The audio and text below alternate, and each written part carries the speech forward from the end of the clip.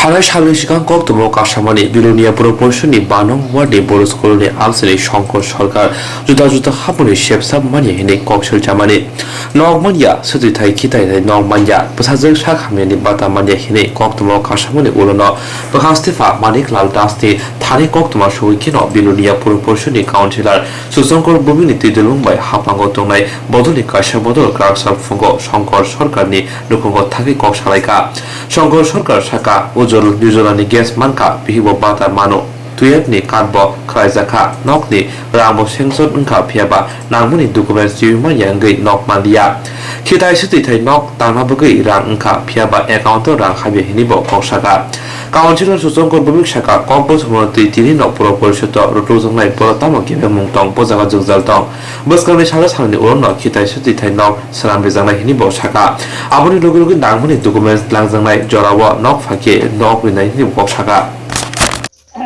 বিলোনিয়া পৌর পরিষদের 5 নং ওয়ার্ড এলাকার বাসিন্দা শঙ্কর সরকার গত দুদিন আগে একাংশ সংবাদ মাধ্যমের কাছে বিবৃতি দিয়ে বলেছে যে কোনো ধরনের সরকারি সাহায্য পায় না, সরকারের কোনো প্রতিনিধি বা এলাকার কোনো জনপ্রতিনিধি তার পরিবারের প্রতি কোনো খোঁজখবর নেয় না।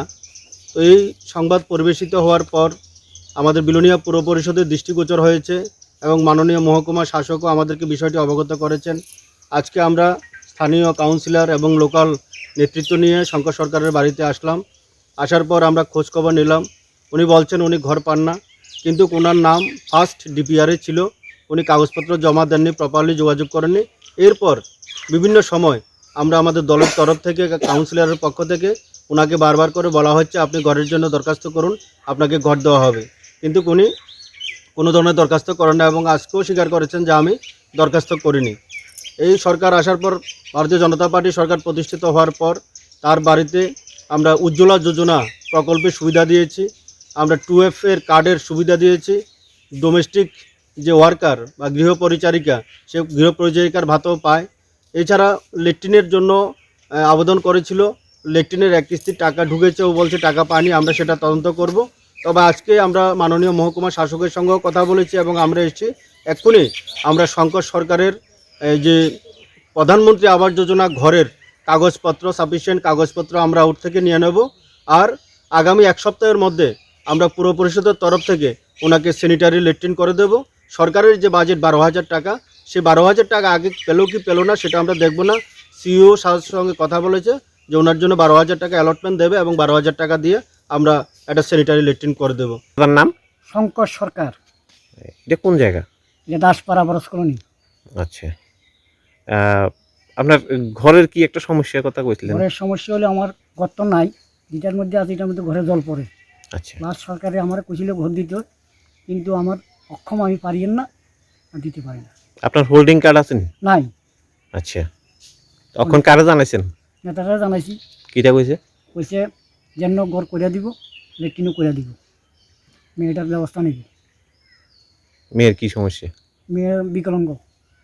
আচ্ছা, আপনি সরকার থেকে কি কি পাইতেছেন? ওখানে সরকার থেকে পাইতে আছি 15 কেজি চাল ফ্রি, আর 15 কেজি রেশন কার্ড, আর করোনা যা পাইছি টুকটাক মোটামুটি খাইছি, প্লাস উজ্জ্বলা যোজনার গ্যাস পাইছি। আচ্ছা, উজ্জ্বলা যোজনার গ্যাস। হ্যাঁ। আর কি? আর কই আর কিছু নেই।